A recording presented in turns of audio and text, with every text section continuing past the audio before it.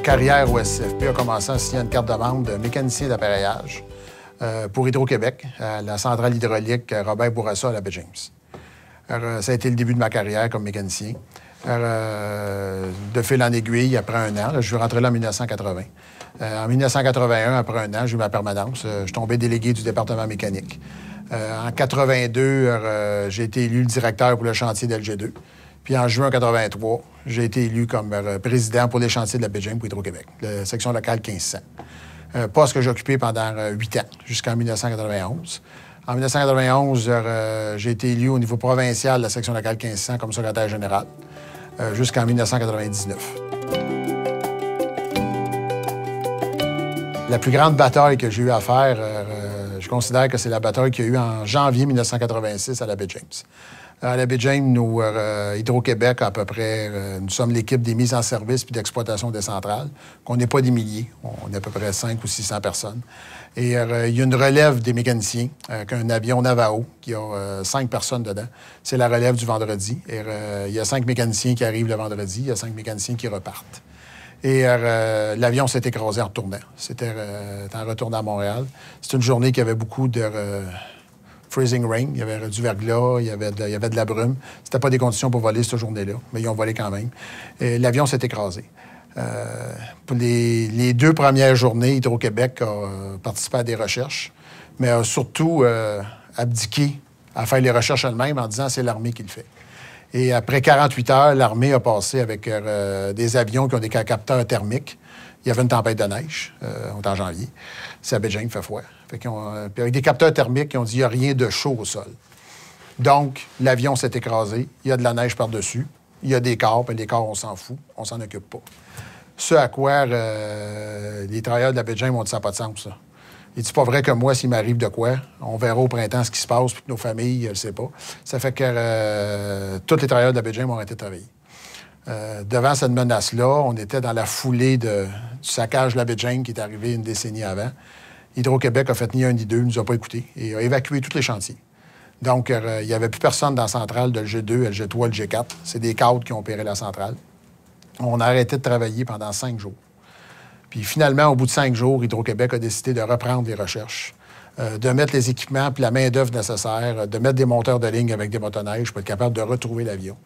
On a eu un règlement de la grève qui a fait en sorte qu'Hydro-Québec a payé le salaire de tous ceux qui avaient arrêté de travailler, parce qu'on trouvait que c'était inacceptable. On ne se battait pas pour avoir une scène de plus de l'heure. On se battait pour une condition minimale, que s'il nous arrive de quoi, que notre employeur fasse tout ce qui est en son pouvoir pour essayer de nous sauver, s'il y a une chance qu'on soit sauvé. Puis si on ne l'est pas, bien, par respect pour les familles et l'ouvrage qui était fait, il faut au moins retrouver les corps. T'sais. Fait qu'on a gagné cette bataille-là. Il y a eu des recherches de fait, c'était long. Malheureusement, on a retrouvé l'avion, parce que ça a pris pas mal de temps, mais l'avion a été retrouvé, les corps ont été retrouvés. Ils ont pu avoir une sépulture qui a eu du sens. Et cette bataille-là a fait en sorte que c'était la première bataille que les travailleurs de la baie James ont faite, la vraie. Parce que la baie James a été bâtie par des travailleurs de la construction qui montent à baie James, qui font 3 mois, 6 mois, 1 an. Et il reste rarement longtemps. Mais quand vous êtes un travailleur d'Hydro-Québec à la baie James pour l'exploitation du réseau hydraulique, vous faites votre carrière. Là. Et c'était la première bataille que tout le monde s'était mis ensemble et on l'a gagnée. J'arrive d'Hydro-Québec, je suis conseiller syndical, je rentre dans une section locale de chauffeur d'autobus, où pour les chauffeurs d'autobus, le conseiller syndical, depuis 30 ans, a toujours été un chauffeur d'autobus. Fait que là, j'ai le malheur de leur dire, bien, écoutez, moi, j'arrive d'Hydro, mais à titre de mécanicien industriel, question de sécurité de la centrale, je faisais une centrale souterraine, j'avais mon permis de chauffeur d'autobus. Parce qu'en cas d'urgence, on devait sortir le monde dans l'autobus, j'avais mon permis de chauffeur. Fait que parce que j'essayais de vendre ma personne, mes compétences, pour dire que je fais partie de votre gang.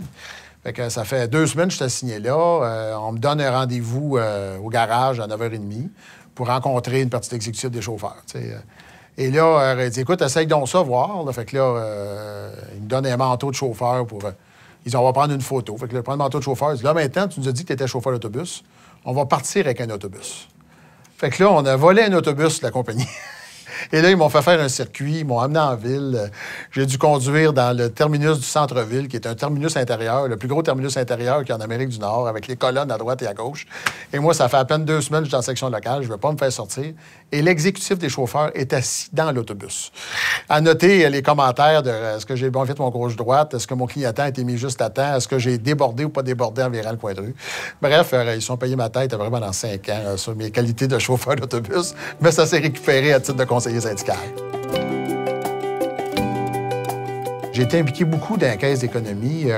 J'ai été vice-président de la Caisse d'économie des travailleurs d'Hydro-Québec. J'ai été directeur sur le conseil d'administration de la Fédération des caisses, à peu près 10 ou 12 ans.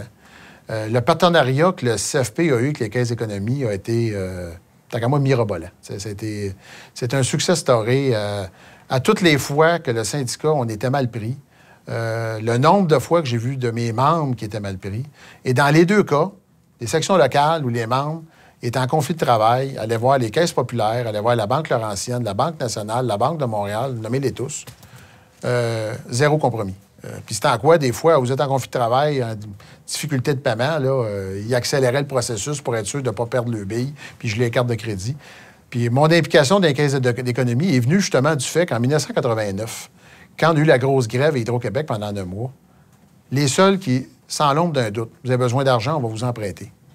Ils ont répondu présent. Ils ont même été proactifs pour être capables de nous aider là-dedans. Fait qu'à partir de là, je ne les connaissais pas avant, franchement. Là. Puis quand j'ai vu le conflit, la manière qu'ils ont agi avec nous autres, bien là, j'ai décidé de m'impliquer. Puis aider la Caisse d'économie à se développer dans le réseau du SCFP puis de l'FTQ.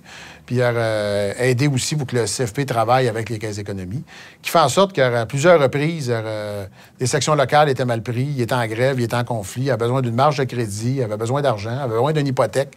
De la manière que ça fonctionne, une institution financière, que ce soit une caisse ou un autre, bien, si vous voulez faire un emprunt, ça vous prend un actif. Donc, je veux emprunter 100 000, j'ai une maison de 200 000, c'est pas un problème. J'ai un commerce, j'ai 500 000 d'équipement, je veux un financement de 200 000, il n'y a pas de problème. Quand vous êtes un syndicat, bien, vous avez un ordinateur qui a une imprimante, vous voulez 100 000, mais par contre, vous avez 1000 membres qui sont prêts à rembourser. Il n'y a pas une institution financière qui va vous prêter. Par contre, le réseau des caisses d'économie, ce qu'ils vont nous poser comme question maintenant, suite à l'implication du SFP, c'est avez-vous un mandat de l'Assemblée générale? Donc, les structures financières des caisses d'économie sont faites en fonction des structures syndicales. Donc, si un syndicat est mal pris, bien, la caisse, je vais vous prêter, mais ça me prend un mandat de l'Assemblée générale. Faites voter qu'à la fin de votre conflit, la cotisation est déjà haussée pour rembourser le prêt, etc. Fait que cette implication-là fait en sorte que maintenant, le réseau des caisses d'économie est très proche du mouvement syndical.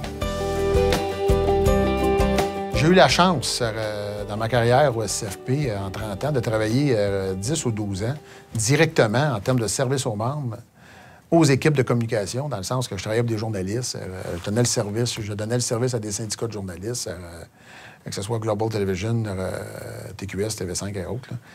Disons que, ça m'a ouvert un peu les yeux à ça. Puis là, bien, quand on regarde ce qui se passe depuis que c'est le 21e siècle, maintenant, la bataille, elle doit se faire de 2 ordres. La bataille doit se faire avec la mobilisation de nos membres. Mais nos membres doivent être mobilisés pour mettre de la pression sur les employeurs. Mais on doit aussi, pour que nos employeurs aient de la pression, il faut avoir le public de notre côté. Parce que les employeurs, il y a 2 raisons qui vont les faire bouger. Il y a la pression que les membres vont faire à l'intérieur, puis il y a la pression aussi que le public va leur faire. Parce que nos patrons sont des services publics.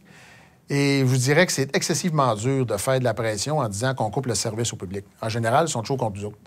Mais il y a moyen d'être capable de faire passer pour notre message. Mais la seule façon qu'on a de le faire passer, c'est qu'avant même de partir en bataille, il faut avoir une équipe de communication qui va préparer le terrain. Le message, quel genre de message qu'on va avoir? Quand est-ce qu'on va sortir? Des fois, c'est plus facile pour nous autres de sortir un vendredi. En communication, c'est pas bon de sortir le vendredi.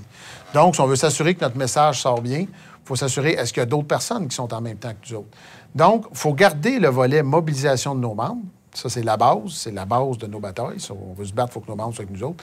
Mais quand vient le temps de faire passer notre message, on ne peut plus faire comme on faisait dans les 20 dernières années. De toute façon, on va être couvert, ou c'est pas grave, on met de la pression sur le patron. Et là, on se rend compte que maintenant, les nouveaux maires, que ce soit le maire Labonde, etc., certains ministres se servent des communications pour mettre de la pression sur nos membres. Ils nous traitent d'enfants gâtés, qu'on a des bons fonds de pension, etc. Il faut qu'on soit capable de contrecarrer ce message-là. Puis c'est pas seulement, mais c'est pas seulement avec la mobilisation des membres qu'on va être capable de contrecarrer ce message-là. Il faut être capable de dire, quand le maire dit qu'on est un gros dur qu'un fonds de pension, il faut être capable de lui dire que non, on n'est pas gros dur avec le fonds de pension. T'sais, on a décidé d'abdiquer à 4, 5, 6 ou 7 de notre salaire pour être capable de le différer. Là. Puis, monsieur le maire, vous souvenez-vous que, il y a 20 ans, vous avez pris de l'argent dans le fonds de pension. Il faut être capable de contrecarrer ça. Mais si on ne fait pas ça qu'une pancarte sur le trottoir, c'est en étant présent dans les différentes tribunes. Le CFP, c'est l'innovation. C'est le côté imaginatif. Ça a été le côté militant. Mais c'est surtout le côté d'être à l'avant-scène d'à peu près tous les débats que le Québec a eus. C'est toujours été le CFP qui est en avant de la Fédération et des autres groupes. On a toujours été ensemble dans toutes les batailles. Et pas nécessairement des batailles qui nous sont propres. Donc, le CFP, c'est un tiers service public, un tiers de service privé, puis un tiers d'employés gouvernementaux. Et quand les employés du gouvernement étaient attaqués, le service public et les employés du privé étaient avec tout le monde. Donc, le CFP, peu importe de quelle sphère d'activité qu'on avait, on a toujours été ensemble pour faire des batailles.